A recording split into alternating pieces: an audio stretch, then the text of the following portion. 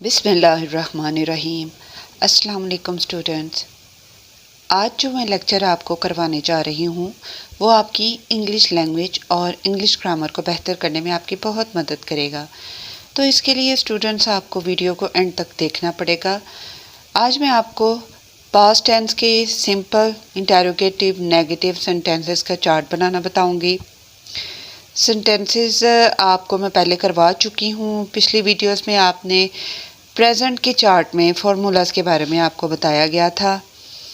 आज मैं आपको past indefinite, past continuous, past perfect और पास्ट परफेक्ट कंटिन्यूस के टेंसेस के चार्ट के बारे में बताऊंगी। प्लीज़ जल्दी से इसको नोट कर लीजिए और समझ लीजिए।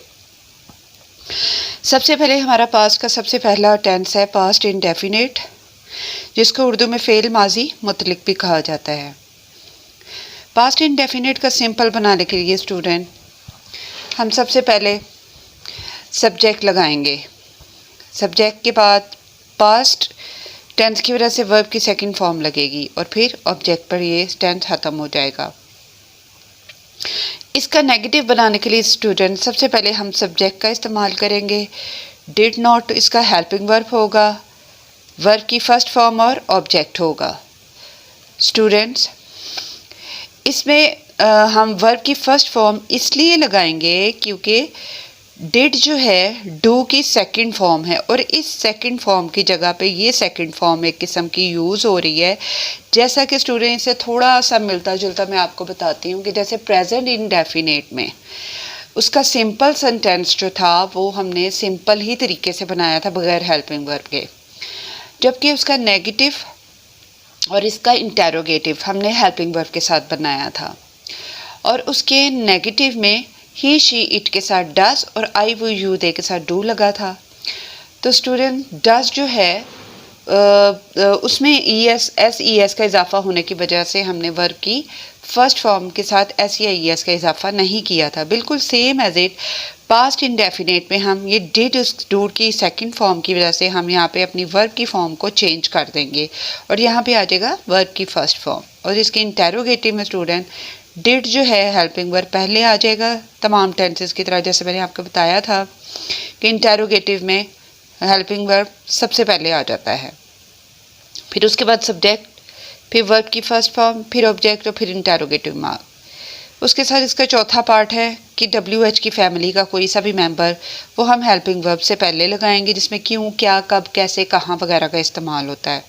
उसके बाद सब्जेक्ट, फिर वर्ब की फर्स्ट फॉर्म और ऑब्जेक्ट और देन एंड पर इंटेरोगेटिव मार्क। जैसे हमारे पास मिसाल है, क्या तुम स्कूल गए थे, did you go to school, तुम स्कूल गए थे, यू वेंट टू स्कूल। एक ही सेंटेंस से मैंने आपको चारों इसके पार्ट्स जो हैं बनाना बताया है ताकि आपके लिए आसानी हो जाए। यू वेंट टू स्कूल इसमें हमने आपको बताया था कि सिंपल में वर्ब की सेकंड फॉर्म यूज़ होगी। तुमने खाना नहीं पकाया था, you did not cook food. और इसके सिंगुलर और प्लूरल सब्जेक्ट सबके साथ डिड का इस्तेमाल होगा। वो बाज़ार क्यों गया था, why did he go to बाज़ार। और ये था हमारा पास्ट इंडेफिनिट का फॉर्मूला। नेक्स्ट हमारे पास पास्ट कंटिन्यूस है, जो कि पास्ट का दूसरा पार्ट है पास्ट टेंस का। इसको उर्दू में इसकी पहचान है फ़ेल माजी जारी। इसकी चंद एग्जांपल्स मैं आपको बता देती हूँ ताकि आपको ये समझने में आसानी हो कि कौन सा ऐसा जुमला हमारे पास आएगा जिससे हमें पता चलेगा ये कि पास्ट कंटिन्यूस है। और पास्ट में का मतलब तो था, थे, थी वगैरह है। कॉन्टीन्यूस एज यूजुअल जैसे बाकी टेंसेस में मैंने आपको पहले बता चुकी पिछली वीडियोस में कि कॉन्टीन्यूस में ऑलवेज, रहा था, रही थी, रहे थे वगैरह आएगा और वर्ब की फर्स्ट फॉर्म के साथ ING आएगा। इसके सिंपल में स्टूडेंट सबसे पहले हम सब्जेक्ट लगाएंगे। सब्जेक्ट के साथ वॉज वर्ब का इस्तेमाल होगा, फिर वर्ब की फर्स्ट फॉर्म के साथ ING और फिर ऑब्जेक्ट। इसमें स्टूडेंट मैं आपको बता दूं ही, शी, इट और आई जो कि सिंगल सब्जेक्ट होंगे, सिंगल पर्सन के लिए यूज़ किए जाएंगे और कोई सिंगुलर मेल और फीमेल का नाम भी हो सकता है, उसके साथ भी वॉज का इस्तेमाल होगा। और उसके अलावा जो प्लूरल के सब्जेक्ट हैं यू, वर, वी, यू, दे, वी, इसके साथ हम वर्ब का इस्तेमाल करेंगे। इसका नेगेटिव बनाने का तरीका कुछ यूँ है कि सब्जेक्ट और हेल्पिंग वर्ब वॉज वर्ब, उसके साथ नॉट का इस्तेमाल, वर्ब की फर्स्ट फॉर्म के साथ ING और फिर ऑब्जेक्ट। इसके बाद स्टूडेंट इंटेरोगेटिव है। इस पे हेल्पिंग वर्ब वॉज पर सब्जेक्ट से पहले आ जाएगा, उसके बाद सब्जेक्ट का इजाफा, फिर वर्ब की फर्स्ट फॉर्म के साथ आईएनजी और फिर ऑब्जेक्ट और फिर इंटरोगेटिव मार्क। इसका चौथा पार्ट है WH की फैमिली का मेंबर हम यहाँ पर लगाएंगे।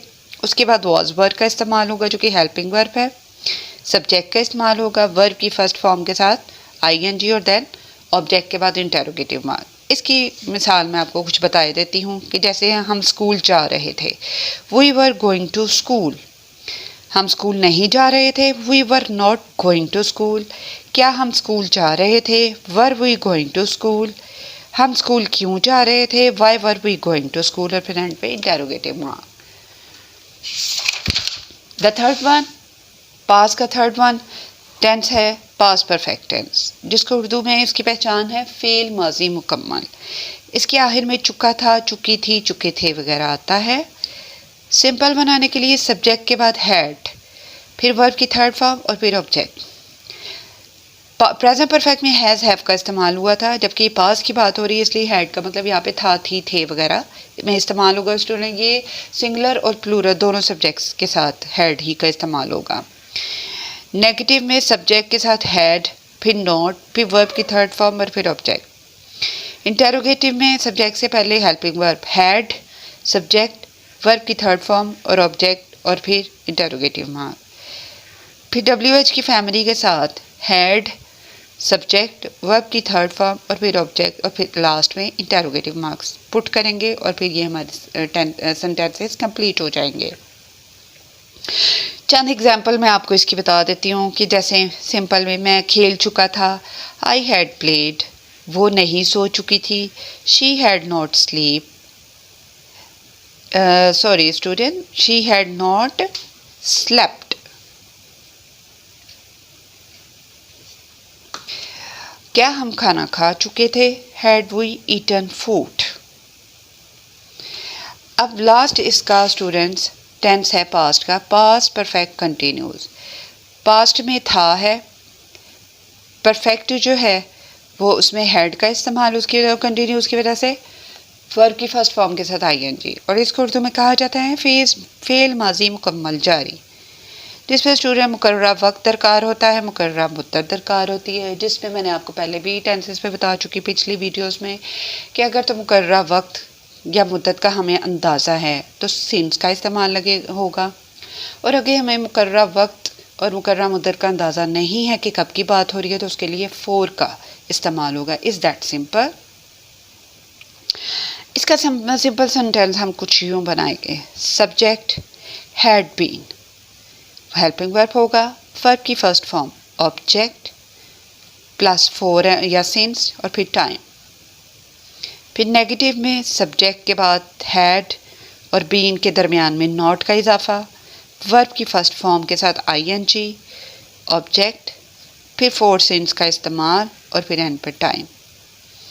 इंटरोगेटिव में हैड हेल्पिंग वर्ब सब्जेक्ट से पहले आएगा, देन सब्जेक्ट, फिर उसके बाद बीन का इजाफा, फिर वर्ब की फर्स्ट फॉर्म के साथ आईएनजी, फिर ऑब्जेक्ट, फिर सिंस और फॉर और फिर टाइम को पुट अप किया जाएगा और फिर इंटरोगेटिव मार्क लगा के इस टेंस को ख़त्म कर दिया जाएगा। इसके बाद हमारे पास आपको समझाने के लिए कुछ थोड़ी सी मिसालें हैं जो मैं आपको एक्सप्लेन करती चलूँ।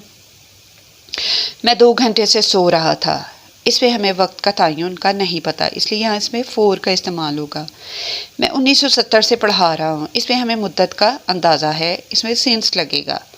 हम कई रोज़ से आपका इंतज़ार कर रहे थे, इसमें भी हमें कौन से रोज़ है इसका अंदाज़ा नहीं, लिहाजा इसमें फोर का इस्तेमाल होगा। हम 20 जनवरी से आपका इंतज़ार कर रहे थे, इसमें 20 जनवरी का हमें टाइम पता है, मुद्दत पता है, वक्त पता है, इसलिए हम इस पर सिंस का इस्तेमाल करेंगे। सुबह से बारिश हो रही थी और सुबह, शाम, दोपहर, रात, इस वक्त का भी हमें अंदाज़ा है और इसके लिए भी सिंस का इस्तेमाल होगा।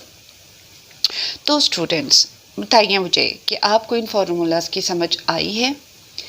अगर तो आपको इन फार्मूलाज की, इन टेंसेस की, इस चार्ट की और इस लेक्चर की बआसानी समझ में आई है तो प्लीज़ स्टूडेंट कमेंट्स में अपना मैसेज ज़रूर सेंड कीजिएगा। कमेंट्स में बताइएगा कि आपको आज की वीडियो हमें कैसी लगी, और स्टूडेंट अपनी इन वीडियोस को लाइक भी कीजिएगा, शेयर कीजिएगा ताकि दूसरे भी इससे इस्तेफादा हासिल करें। और प्लीज़ स्टूडेंट मेरे चैनल को सब्सक्राइब करना मत भूलिएगा। सब्सक्राइब करने से आपको भी फ़ायदा है स्टूडेंट, ये कि आपको मज़ीद देखने को फ़ायदेमंद मुफीद वीडियोस मिलेंगी, जिससे आपकी नॉलेज में भी इजाफा होगा और आपकी इंग्लिश ग्रामर को भी इम्प्रूवमेंट मिलेगी। इसके साथ ही अपना बहुत सारा ख्याल रखिएगा। मिलते हैं अपनी नेक्स्ट वीडियो के साथ, तब तक के लिए अल्लाह हाफिज़।